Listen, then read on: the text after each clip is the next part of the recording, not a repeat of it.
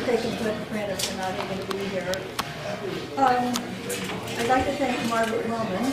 She's not able to be here just yet. She will be in a little bit because they're short-handed at the office, so they had to close up a little bit. And Margaret's doing a great job. She stepped up to the plate, hit the ground running, and she's doing really good. So I appreciate that.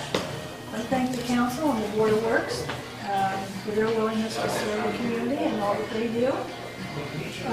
All the civic organizations and all the individuals in town for all the donations, whether it be time or money. We really appreciate that. They helped us to do a lot of things in the park, and we got new Christmas decorations, which were greatly appreciated.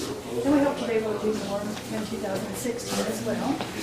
And I'd like to thank the press for covering our meetings and stuff, and they do a good job, and I appreciate that. And I always told them that they never ever have to ask me for permission to print something that I said, but when you print something I didn't say, then you'll hear from me.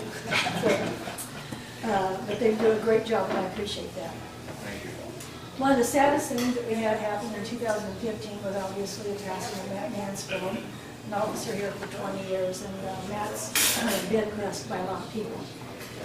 And that's something that no mayor ever hopes or plans to have to face. Obviously in Montpelier they hadn't had a new officer hired for 15 years, so it was a new experience for all of us, and not a real pleasant one. But we have a new officer now at the academy.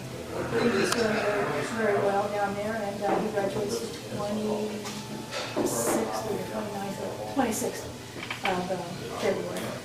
So I hope to get to go down for that graduation.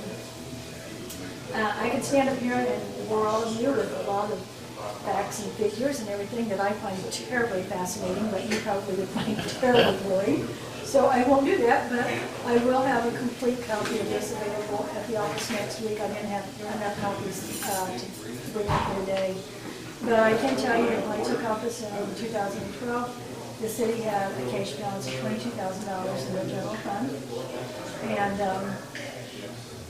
I was like, wow, I don't know how you function, but obviously you make it, so we'll work on that. But at the end of 2015, we ended up with a cash balance of $268,000 in our general fund. So I think we're doing something right, and I give a lot of that credit comes from our department heads and their willingness to work diligently in making purchases that are necessary, not just purchases like that. So we've done a lot of things and still have money left over, so I'm thrilled about that.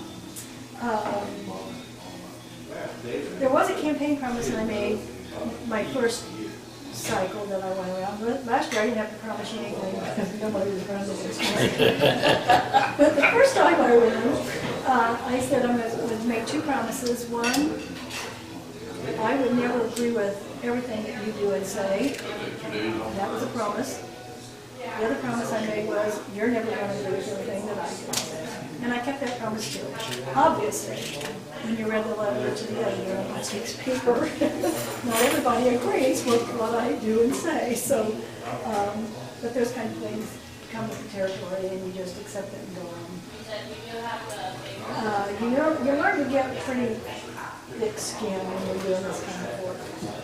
And if you get, you wouldn't last very long, I don't think. But really today I'd like to talk more about our future than our past. There's going to be a lot of changes in Montpelier in the next year or so. Farther out the door. Changes.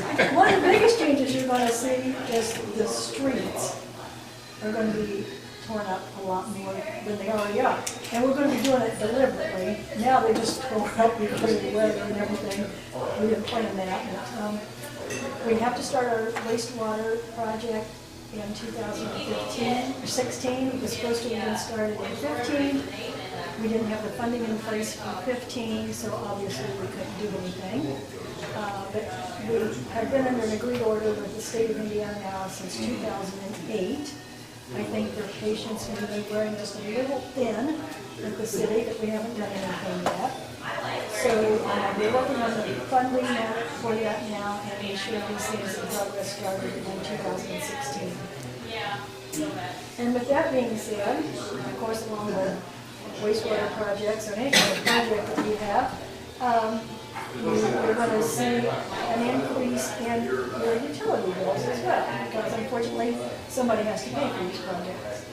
The total project, estimated project is going to be $27 million. We are scaling that back, and we are looking for grant money, which there is not any grant money available, which is why we didn't start in 2015. And we was kind of hoping that 2015 would provide us with a little grant assistance, but unfortunately, it isn't.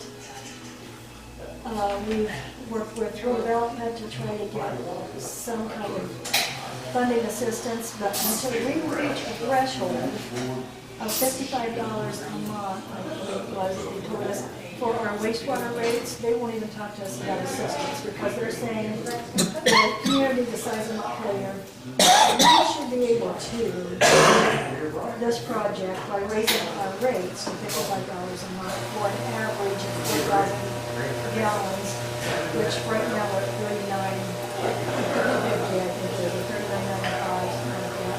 So we're going to have to raise our rates considerably before we can even apply for any kind of grants. And even after we apply, that's no guarantee that we will get any kind of assistance. So we are going to be looking at increasing our rates. We have looked at a possibility of working with Indiana American Water. We have one thing that we thought, maybe if we could lower the water rates, that the difference would be absorbed to help offset the cost for the wastewater. I don't know if that's going to be a possibility yet, because Indiana American Water is in the process of getting the appraisals done, and we probably won't have those back until March. And even if that was something that the city thought would be a benefit to the residents, it would take a year to implement that. So nothing's going to happen quickly. Of course, nothing ever happens quickly in government. I want to talk a little bit about my philosophy for the future of Montpelier and the future of Blackfoot County in general. And my philosophy has always been that if you're not growing, you're dying.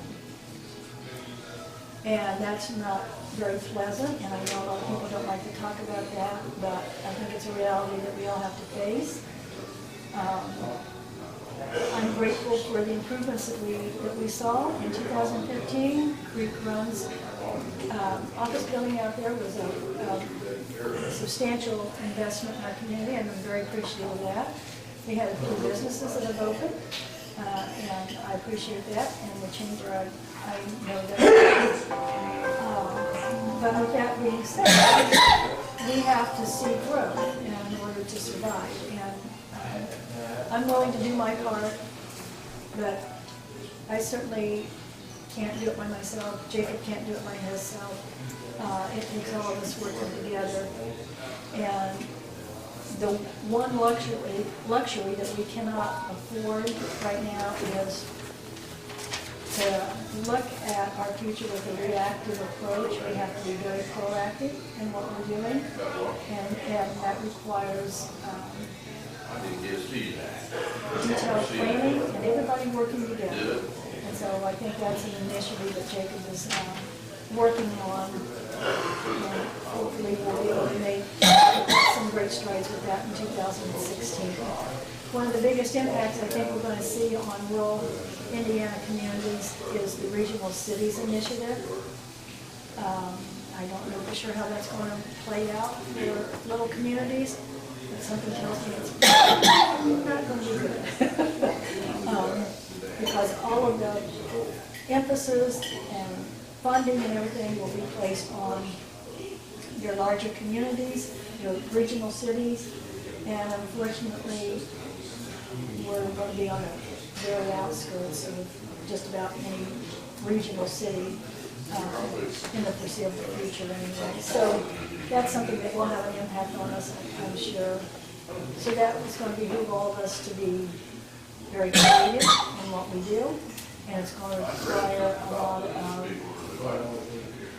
collaboration and forward thinking on the part of the elected officials in Blackfoot County. So I think that we've got our work cut out for us, but I think we're up to the challenge, and I look forward to serving the citizens of Montpelier for 4 more years, and God willing, and the creek don't rise. And I should say the river don't rise, because that happens frequently here too, so. But, you know, Montpelier's been through a lot. In 2015, we've survived, we've weathered the storm for the past 4 years, and I think we can continue to do that.